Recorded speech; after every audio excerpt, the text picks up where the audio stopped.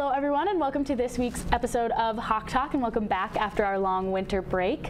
I'm your host, Hillary Moberg, and our guest this week is a familiar face around the Hawk Talk circuit, but I'll let you introduce yourself. My name is Colter Hickok. I have been at DSU for quite a extensive period in my life, 6 years. For those who may have seen me around campus and all that, I do a lot of things here at DSU, but I'll just stick with it for right now because I guess we're going to get that in the interview, but I'm a Hawk Talk host. There you go. So we finally got Colter in on the opposite side. We just realized earlier this week that he'd never been interviewed before, so we figured it's your last year. We might as well get you on the opposite side. So you've been loyal to DSU for 6 years now, as you've mentioned. So what originally brought you to Dickinson 6 years ago? So my first experience with DSU was high school football camp. So my high school, Laurel High School, we'd come up to Dickinson for 2 to 3 days. That's what it was. And just my first experience here, I really loved it. As a sophomore in high school, just getting the culture of DSU football, that was my first experience with that, and I was lucky enough to actually get a scholarship from Coach Jay Schillinger, and kind of the rest is history after that. There you go. So, as you mentioned earlier, you're pretty active around campus, and we'll kind of get into some of those things, but what are the main things that you've been involved in and some of the roles you filled within those areas? So with school side, I'm a student body treasurer for the foundation. I'm a student worker. I announce a lot of the sporting events at DSU. I really enjoy that, getting to know all the athletes, and it helps out here just because I can say their name, I know who they are, I know how they play, and then student assistant for football. I've done that for the last 5 years, but I've been with the team for 6 years total. Oh. So you and I have worked together for the entire time that I've been on Student Senate here at DSU, but especially the past 2 years you've been on my executive committee serving as the student body treasurer. So what are some of the biggest things that you've accomplished in this role? Well, I'll tell you, being the treasurer, you're just a face. I mean, there's people in the back half that do all of the money handling, so I'm basically just a fall guy. But when it comes to accomplishing, after the pandemic, people didn't want to go travel, like the groups, because they were closed. So trying to get those groups back into traveling, going to their conferences, going to conventions, I think that's something that we've been very successful in, just getting people back out into the world, and after that scary time. Yeah, I would agree. That's awesome. So then, are there any favorite memories or stories that you have from your time on Senate? All of the trips that we take with Senate, doing our Constitution and bylaw review in Bismarck, actually going to the Capitol 2 years ago, where we met Rich Wardner and then Mike LaFleur, got to sit actually when they were talking about legislation. Very nice, very cool to see. I remember I had my mullet at that time, which was a dark time in DSU history, Colter Hickok history, and yeah, having the one legislation, or the, I guess, kind of the secretary that kept things in order, she directly pointed at me up in the crowd, and she was like, made me take my hat off, so just the mullet was flowing that day. It was awesome, but those are my favorite. Just hanging out with everybody, getting to talk about what we do, what we want to do, what we want to see people better DSU as. Yeah. So then you have also kind of served as the voice of DSU athletic events. As you've mentioned, you've gotten to learn a lot about the different student athletes, and you're kind of one of the main people who gets to see the score because you keep repeating it and you give the updates, that sort of thing. So how did you get involved with announcing in the first place? Well, I think it was because Seth Moorkirky, he kind of did that before me, and then Parker, combined them right there. Nate Easton, Parker Robinson, they did that before. So it's kind of like, you do Hawk Talk, you kind of get asked to do the announcing, and then Jason Watson, I expressed to him that I kind of had an interest in it, and he was like, hey, I guess you can do the next game then. So I did it for a basketball game. Then they were like, all right, you're going to do volleyball. Then we actually had Ron. He was like, hey, do you want to just be the color guy for baseball? So Hawk Talk has really been influential in that part. Yeah. Any plans to keep that going in the future? If DSU is going to keep me around to do that, I wouldn't say no. Perfect. Very cool. So any notable DSU events that you've gotten to announce? Yeah, actually, so last year was the blackout game that we did when the girls basketball team, they got a home playoff game. So everybody came in like neon, black shirts. They were wearing glow-in-the-dark bracelets. When I was reading the starting lineups, the lights turned off, and then spotlight was going, so all I could see was the entire student section. That back wall that I look at was just covered in glow-in-the-dark bracelets, and that was super cool to see. Yeah, I remember seeing a lot of videos. I was at home sick with influenza that week, and I missed it, and I was so sad, but it looked incredible, and the atmosphere just sounded like a really great time. So it's always fun when I don't know the lights are turning off, because I'm reading like the visiting lineup, and then all of a sudden the lights go down and I can't see anything, so I'm struggling at the scorer's table trying to get my phone out to use the flashlight, and yeah, it's always fun to kind of see me struggle. Yeah, we had a little bit of that at the homecoming rally this year, where we had to use the flashlight to do our homecoming court announcements. Exactly. But that was fun. So we were talking about this earlier, and you and I have kind of worked together on a lot of things on campus, and we kind of decided there's maybe like a pipeline from Student Senate and some of the other things you get involved in with the foundation. So we've also worked together at the foundation, especially on Yule Time and this show. So what has been your role at the foundation over the past few years? My role at the foundation has just been a student worker, so Pam and Ty, Amanda, they all do great work over there, and basically whatever they just need off their plate, they ask the student workers, and everybody who works at the foundation has a deep admiration for DSU. So we're just happy to be there, happy to help out, whatever they need. Pam is kind of the general around there. She keeps a tight ship, and you just don't want to make Pam mad. So we do, as the student workers, we just try to make sure Pam doesn't get angry and Pam just has a good day. So that's what the student workers are there for. Yeah, relieve some stress. So then you also got involved with Hawk Talk, and especially Blue Hawk Game Day has been another big one. How did that originally start? How did you get involved? So when I was a sophomore, so that would have been 1, 2, 3, 4. That would have been 5 years ago. Foundation, they put out on Twitter, we're looking for the next host, because Seth Morkirky and I don't know, maybe a Susanna Moberg? Never heard of her. Relative, maybe. They were going to be graduating, so Ellie Hanser and I, we put our names in hats, and basically we got picked. And yeah, it was super cool. I got to learn a lot from both Seth and Susanna. I reached out to Parker, Nate. We've actually interviewed Nate on the show before when it was Kenzie and I. And they've been just super helpful in trying to continue the show. I mean, Nate, Parker, they got the show moved to Consolidated. Seth and Susanna, they've been super helpful in when I first started out. Ellie, she graduated. Then we brought Kenzie. Then I brought you. So it's just great students who just want to continue seeing the show grow, and I think I hopefully left it better than I found it.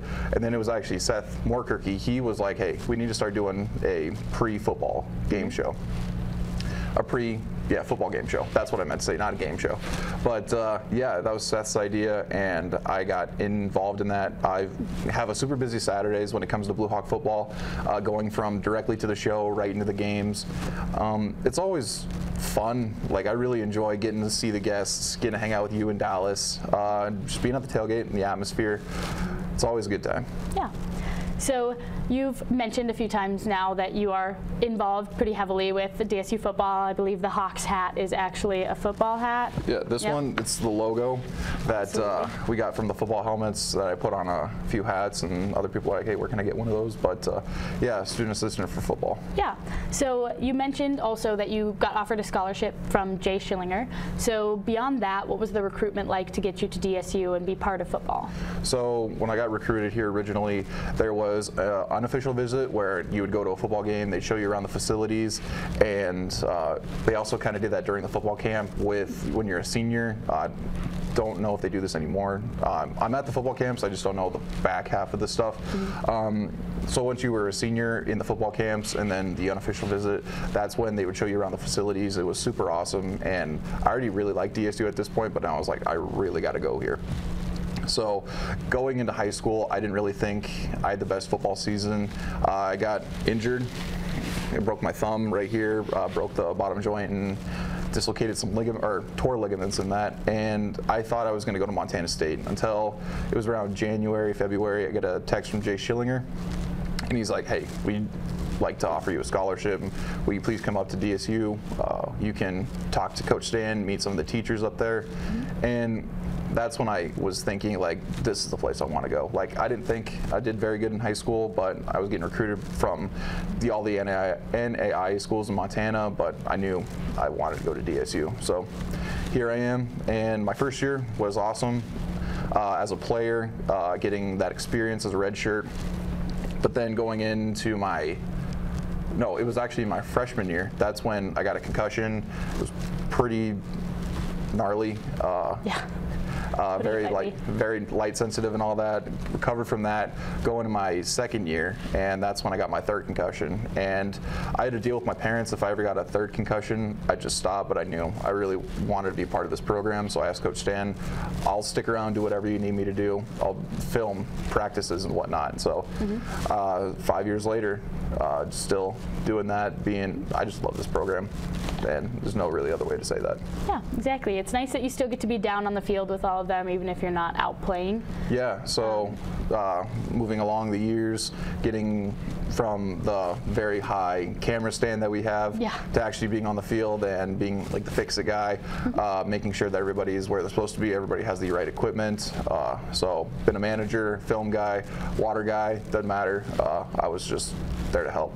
Filled every role, and I'm sure they were very grateful to have you for the 6 years they got you, and we'll see what happens in the future. Coach Stanton thinks I will be here probably until the day I die. Probably. It's been said, joked around with President Easton as well, that I will be here probably for another 10 years. Yeah.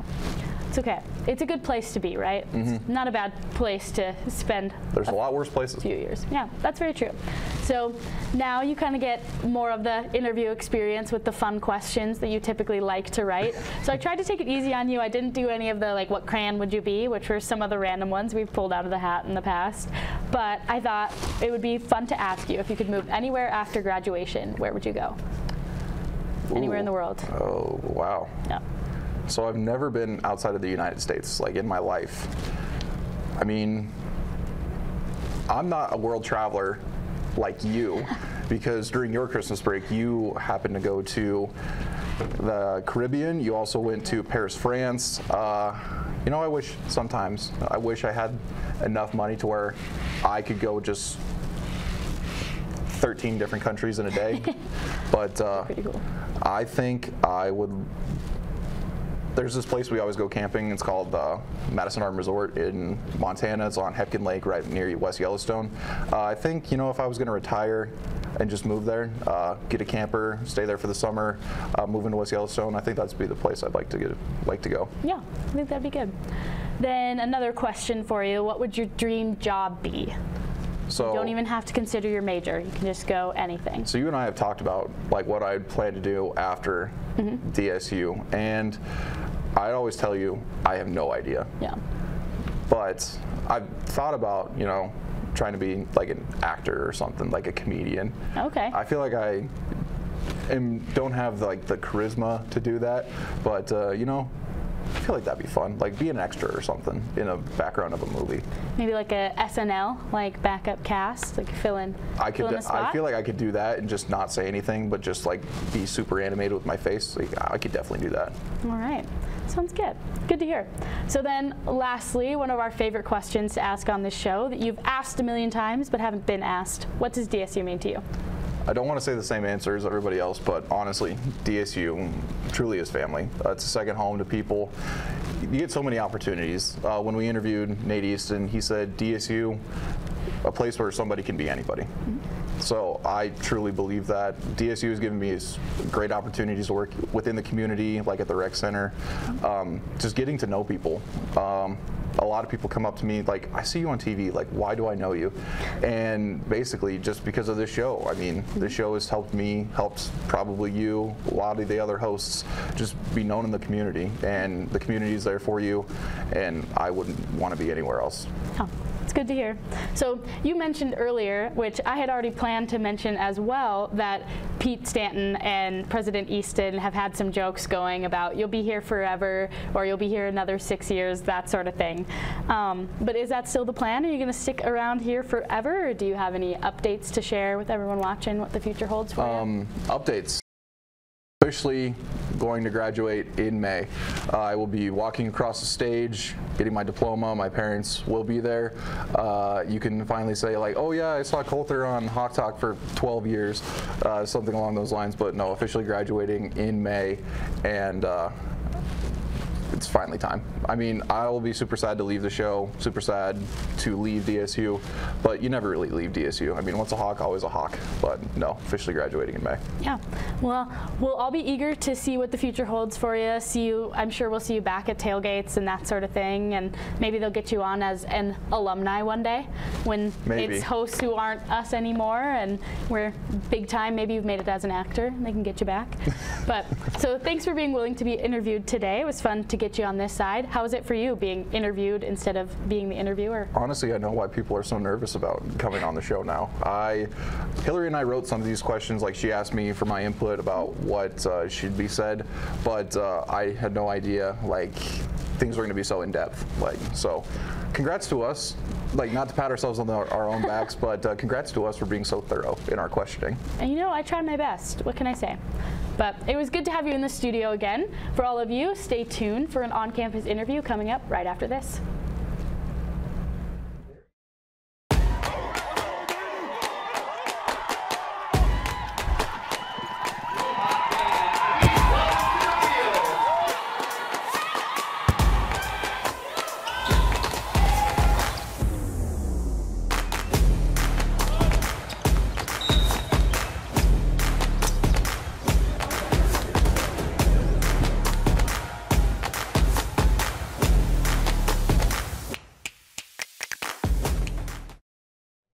Thank y'all in the studio, and I'm Jacob Marley, here with Steve Easton. There we go. So this is my first time actually in the president's office, so thank you for having us. It is. Well, you come to our meetings in that. I know, I know. That's the other one. 2 offices away. Okay. But hey, if you could just like tell us, obviously, like, yeah, you're Steve Easton, but like where you're from and what you do here at DSU. So I'm from Dickinson. I've been back here for about almost 3 years now. Mm-hmm. Serve as the president. I'm also an alum. Graduated in 1980 with a degree in accounting. Wow, yeah. And I'm kind of from North Dakota, and kind of actually I'm technically from the same state you're in. Really? I was actually born in Pasco, Washington. No way! Yeah. I did not know that. My dad graduated from Dickinson State and then went out on a teaching job in Pasco, and I was born toward the end of that year. That's really cool. I didn't know. So how long were you out there? Like 3 weeks, and then we moved back to North Dakota. Wow, that's actually crazy. I did not know that. Yeah. But no, if you could just say, like, so for people that don't know you as much, you know, I mean, obviously you just shared a fun fact, but do you have any other fun facts about you? Well, the one that I like to have fun with is I ask people to guess where I was married. Mm-hmm.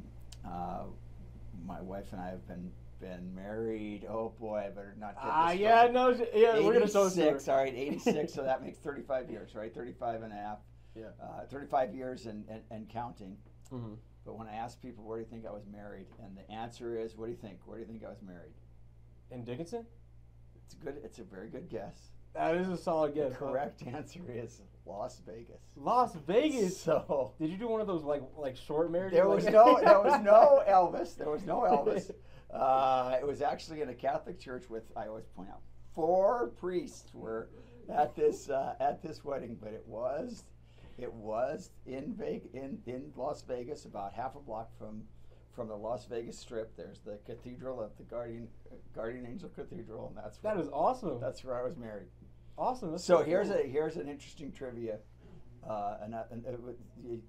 maybe the people watching can guess this. There's another faculty member at Dickinson State who is also married in Las Vegas, and also is still married to the person that this person married in Las Vegas quite a while ago. So 2 long-term marriages started in Las Vegas. That's actually really cool. So small world. That's all I got for fun facts. Hey, I like that. That's a lot of fun facts for me.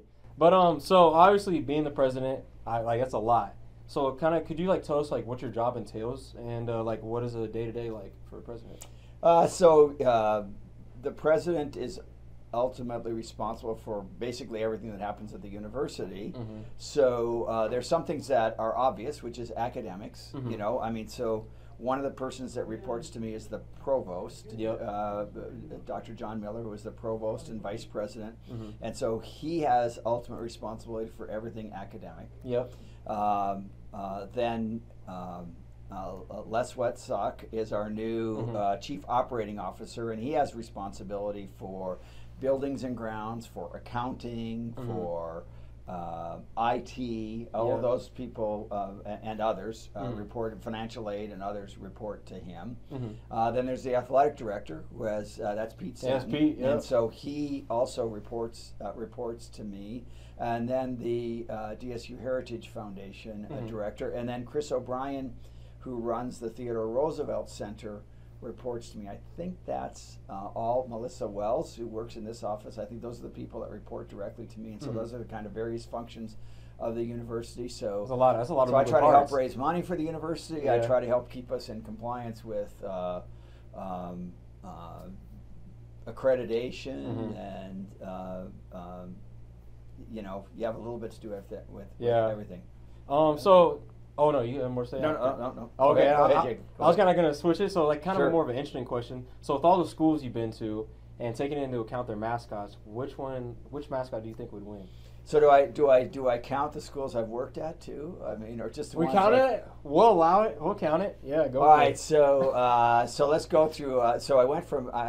There are a couple we can eliminate pretty easily here, right? I mean, because I went from Dickinson State, I studied accounting here, and then I went to law school at Stanford. Stanford's off the list because Stanford technically has no mascot. Yeah. So you know that whole tree thing. I mean, that whole tree thing is technically the band's mascot. That's a really long story. This is a Dickinson State video, so we're going to take Stanford off the list right away. All right. So my community college alma mater. Well, I'm going to stick just with colleges. I'm not going to go back to high schools. My community college alma mater was technically that was in Minnesota, the Northland Northmen, which is really never made any sense. They're now the Pioneers, but we're going to take them off the list because they can't, you know, I mean, Northmen, that just means somebody that lives in a cold, snowy place, so that's not very tough. All right, so I worked at the University of Missouri. They're the Tigers. They're a candidate, so let's keep them on the list. Hey, that's a good one. That's a candidate, right? A Tiger. I was at Wyoming, which is the Cowboys. Cowboys are really tough. I take a Tiger over Cowboy though. But so you're going to take the Tiger over the Cowboy. All right, so we got the in the elimination game we got the Tigers against the Blue Hawks. Now, at first blush, you'd say, Tigers are pretty tough. Yeah. But are we talking about Buster Blue Hawks? Blue Hawks. You know, a lot of people don't realize this. There actually is a bird called the Blue Hawk. The American kestrel is sometimes referred to as the Blue Hawk. It's the smallest of the bird predator species. Yep. It's a feisty, clever little bird, and so and let's not forget this, it can fly. So you've got to go with the Blue Hawk, don't you? I mean, because how's a tiger going to take on a Blue Hawk, right? That's true. I mean, tigers are tough, but the Blue Hawk can just fly away, come back in for an attack. I think you got to go Blue Hawk at the end of the day, don't you? There it is, folks. There's the Blue Hawk. But so I'm going to challenge you. When you put this on air, I want somebody to show the American kestrel. It's a cute little blue-colored bird. So good. I want an image of the American kestrel, which is also known as the Blue Hawk, because it's not a mythical bird. I'm not even going to talk about that awful university in Lawrence, Kansas, which has something called a Jayhawk, which is a bird that does not exist. If you're from Missouri, as I was for a while, you hate people in Kansas. So I'm going. What do you think? I'm going with Blue Hawk. What do you think? You're going to go Tiger over Blue Hawk? No, you aren't. You can't take him. In like a boxing ring, I mean, I take a tiger, but a Blue Hawk can fly. He can, but if he couldn't fly, but he can. He can. That is true. I'm going that Blue Hawk. Is true. All right, yeah. Hey, I go Blue Hawk too. Then. All right. So obviously we're in this amazing office. There's a lot of artifacts in here. What is something that means most? As my wife would point out, it's overcrowded. It does. Obviously, the things when you're a parent, the things that mean most to you are stuff that's related to your kids. Yeah, that's right. And there's actually a bit of a neat Easton section over here. Is it right over here? It's his there it is. There's his TRHLP, because he graduated from Dickinson State also. Awesome. Also, the one of the founders of Hawk Talk, Nate Easton, my son who was in school here. That's an interesting. He always credits Coach Fleury with it, but the student version of he was the first person in your role as one of the students. So and that's a picture. That's a picture of the other two of our kids when they're really little. So those are pretty precious things. But from a Dickinson State standpoint, I got a couple things I want to show you. Let's go look at them. All right. So first, this is my dad's Letterman jacket. Wow. Which when I after my illustrious Dickinson State Blue Hawk golf career, and I am technically a Letterman. I think the school would probably deny it, but I actually do have two golf letters from my junior and senior year. So I actually wore that for a while. Now that's tough to imagine, isn't it? That I could fit into that thing. So but that's pretty fun. And then another one. I know Hawk Talk is an athletic show, but another one that's kind of precious to me is Josephine M. Easton. That's my grandmother's diploma from Dickinson State. My grandmother was a teacher in one-room schools in western North Dakota, and one of the fun things about this is she was one of the original, in a sense, distance students. She earned a degree at Dickinson State mostly by coming during summer sessions while she was teaching school, and she actually graduated a year after my dad did. So a year after her son, who came the traditional full-time student route. So she would have been in her 40s when she graduated. And I just think that's kind of a cool story. That is incredible. I mean, we're still trying to make our education accessible to people. Yep.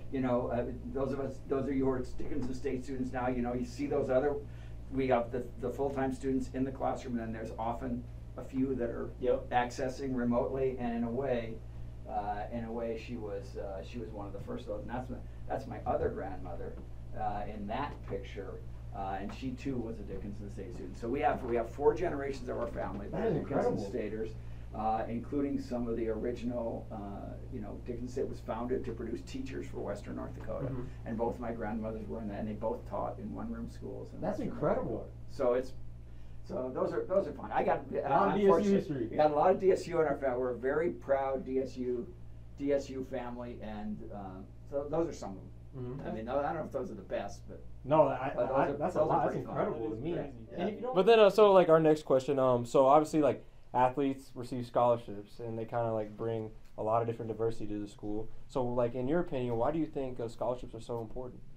Well, at the end of the day, we try to keep. It's really important for us at Dickinson State to keep your costs of education as low as they possibly can. We want people to graduate from Dickinson State with as little debt as possible. Yep. Or ideally no debt if you can work in the summers, and a huge part of that is scholarships. And so it makes we have relatively low tuition and cost of attendance to start with, but if you can eat into that with scholarships.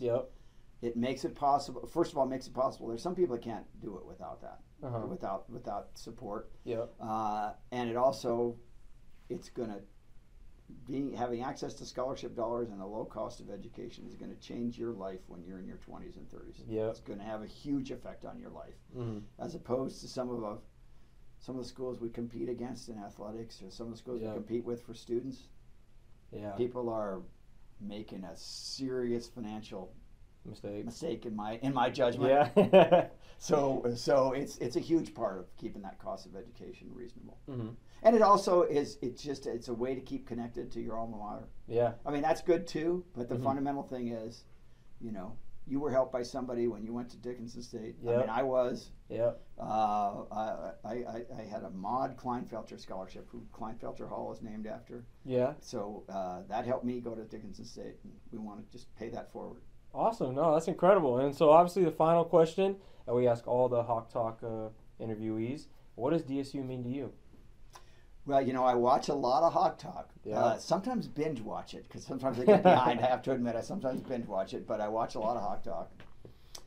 And so I don't like to give the same answer everybody gives, but I have to tell you, the answer that you get is the best answer, which is Dickinson State is family. That is a double meaning for me, because it's my family school. Yeah, no, literally, as we see, yeah. I mean, it's my family school, but ultimately, the most special thing about Dickinson State is that people care about each other here. Students care about each other. Faculty care about the students care about the faculty. That's it's we want each other to succeed. This is not the kind of place where we come and we claw at each other, you know, to try to climb on each other for success. That's not what Dickinson State is. It's a place where we want everybody to succeed. It's a really special place. I mean, it changes people's lives and does it at a reasonable rate. Well, no, hey, thank you so much for your time, President. Thank you. I really appreciate the interview. Good to see you. Good to see you. This is a great member of our Dickinson State family here on the Student Senate and doing all kinds of other great things. So thank you. I appreciate the kind word. Yes, no, thank you. And of course, my name is Jacob Marley here with President Easton. We're out. Now let's get into the recap. All right, so we got wrestling. They had a duel over in Jamestown. You can check out that score on the DSU Blue Hawk sites. We're going to go back to December for a second. We had Jose Gonzalez. He was the Papa John's athlete for December, so congrats to him. He's ranked number 3 overall in the 125 weight class division for the Heart of America. Because the North Star doesn't have a wrestling conference, that's why the DSU wrestlers have to go wrestle in the Heart of America. I did not know that. You learn something new every day. But congrats to Jose. Then, in a monumental historic event, we had our first women's wrestling signee. She is JC Gordon of Baker, Montana, and then the women's wrestling, they will start their season in the fall of 2023. So that is super cool to be a part of. Not that I'm a part of it, but it's just cool to be at DSU when stuff like that happens. Like, it's the first time in history that we've ever had a women's signee. Yeah, it's impressive. Congrats to Jamie. And then if you're watching our episode right now, if you want to be involved in our alumni weekend, that is going to be January 28th. You can contact Kiera Schneider at the DSU Heritage Foundation. If you need the phone number, I got it for you right now. 701-483-2486. Once again, that number is 701-483-2486. You can find it on Google as well if you just Google the foundation if you forget it or don't want to keep going back and listening to us repeat it. Yeah. Then for basketball, they are now fully in conference play for the North Star. The Hawks will be traveling over to Mayville to face the Comets this upcoming weekend. Last week, they had their first official basketball tailgate for both the men's and the women's game that was hosted by the foundation. So that was an exciting environment to be part of, and that's something you can look forward to every Saturday. We're going to have community booths. You can come get some free food and cheer on the Hawks, which is not a bad way to spend a Saturday, I'd say. Then if you're watching our episode and you are also a former player for DSU basketball, women's and men's, you can join the Alumni Weekend, which is set for January 28th. So if you want to participate, go ahead and contact Kiera Schneider. I'll say that number one more time, 701-483-2486 to get part of that weekend and join in on the festivities. I feel like when we said those phone numbers, we kind of felt like those toll booth operators call toll free 1-800. I agree. I also felt like a TV commercial. Like I kept, like I wanted to sing song it a little bit. Send me money. Contact Kiera Schneider, but use that phone number. Just send me money. Whatever you'd like to do. But then we're going to finish up the recap. We got track. They are fully in the indoor season right now. Track will be headed to Spearfish, South Dakota for the David Little Alumni Mile. I don't know if that's an invite. Maybe everybody's got to run a mile. Doesn't specify, but let's go Hawks. Yeah, good luck to them. So thank you to our sponsors for keeping our show going and to all of you for watching and being such avid fans. We appreciate each and every one of you. Make sure you follow us on our different social medias at DSU Foundation on Instagram and at DSU Heritage on Twitter.